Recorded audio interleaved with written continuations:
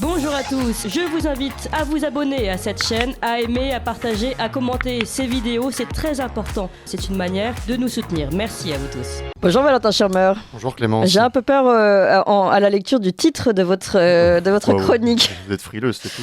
Valentin Schirmer qui parle de féminisme, allez-y, je vous écoute. Oui, je suis un peu embêté Clémence parce que voilà, si on avait vraiment respecté les recommandations du Haut Conseil à l'égalité, c'est une femme qui aurait dû tenir cette chronique. Mais bon, vous l'avez dit vous-même, c'est pour une question d'audience, il fallait mieux que ce soit moi. Je vous laisse maître de vos propos, maîtresse de vos propos, pardon. En tout cas, je sais que vous vous attendez à une chronique grassouillette, à la limite du bourrin, mais je peux vous dire que ce rapport sur le sexisme m'a vraiment fait beaucoup d'effet. Non mais vous rigolez, mais j'ai changé. Hein. Ce matin, en faisant cuire ma bavette pour le petit-déj, j'avais une tartine de rillettes dans une main, un verre de Cabernet Franc dans l'autre. Et je me suis dit, Valentin, tu peux pas vivre comme un pochard toute ta vie. Alors j'ai fait un effort, j'ai regardé mon verre de prune et je lui ai dit, bah, toi, je te reporte à demain. Aujourd'hui, repos. Bon, en fait, elle a fini mon café, mais c'est pas le... Bref, j'en suis convaincu, cher Clément, ce matin, je vais réussir à tenir une chronique qui soit de bout en bout féministe. Et pour ce faire, je ne vais pas être le seul, je vais faire appel à un ami irréprochable, c'est le cinéma français des années 60. Allez, on commence par une petite mise en bouche, la parole à André Pousse. Elle crie ton nom toutes les nuits, elle dévore ses oreillers. Tends-lui la main, Fred. Si je lui tends, ce sera au travers de la gueule. Après ce qu'elle m'a fait, parce que je sais pas si t'es au courant. Péché de jeunesse. À coup de pompe dans l'oigne que je la recevrai.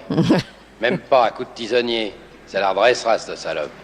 Oui, bon, je pense on peut parler d'un faux départ. On est loin de Caroline de Haas. Hein. Après, j'ai un défaut, vous le savez, Clément, vous me connaissez, moi j'ai confiance en l'homme. J'ai le cœur sur la main, je suis trop humain. Mais si, vous le savez que je suis gentil, enfin, ça va. Oui. Voilà, merci. Mais je pense qu'André Pousse a droit à une seconde chance. J'ai des envies de voyage. L'Océanie, Bora Bora, les Vainés. Tu connais? Pourquoi? Tu veux m'emmener? N'emmène pas des saucisses quand on va à Francfort. Bon allez, on va laisser tomber André Pousse, je pense que c'est fini pour lui, mais je ne peux pas me résoudre à abandonner mon cinéma français adoré. Tenez, Bernard Blier, voilà un acteur qui ne saurait jamais dire du mal des femmes, je vous assure, je suis très confiant. Figure-toi qu'un jour sur la piste d'Insaoud, je tombe sur un petit ingénieur des pétroles avec sa Land Rover en rideau. Il avait sa bonne femme avec lui, il avait une grande blonde avec des yeux qui avaient l'air de rêver, puis un sourire d'enfant. Une salope quoi, moi je repère ça tout de suite parce que les femmes c'est mon truc. Je suis assez confus. Je vous jure que je voulais vraiment faire quelque chose de progressiste. Bon, vous savez quoi? Je vais me rabattre sur du sûr. Un film où on ne met... un film moderne peut-être. Un film où on ne met en scène qu'un mari exemplaire et une femme irréprochable. Je suis sûr qu'il ne peut plus rien nous arriver. C'est un singe en hiver, écoutez. Écoute, ma bonne Suzanne, t'es une épouse modèle. Mais si t'as que des qualités, et physiquement t'es restée comme je pouvais l'espérer, c'est le bonheur rangé dans une armoire. Et tu vois, même si c'était à refaire, je crois que je t'épouserais de nouveau. Mais tu m'emmerdes. Albert. Tu m'emmerdes gentiment, affectueusement, avec amour, mais tu m'emmerdes. Ouais, bon, Ça, c'est votre citation préférée, non? Ça m'arrive. Oh, puis bon, quel cinéma de réac. Vraiment, c'est à l'opposé de tout ce que je pense.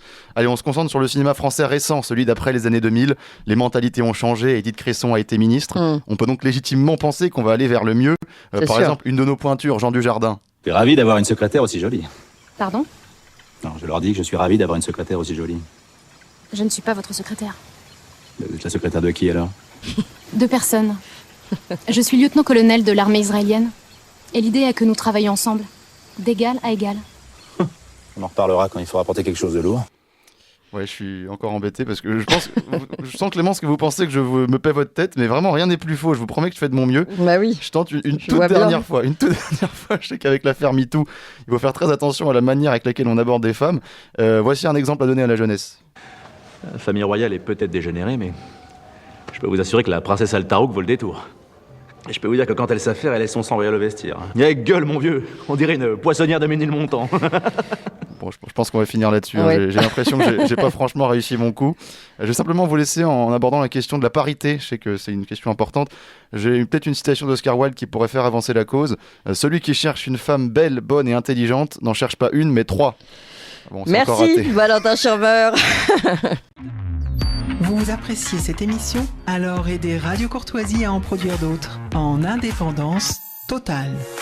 Rendez-vous sur soutenir.radiocourtoisie.fr. Merci d'avance.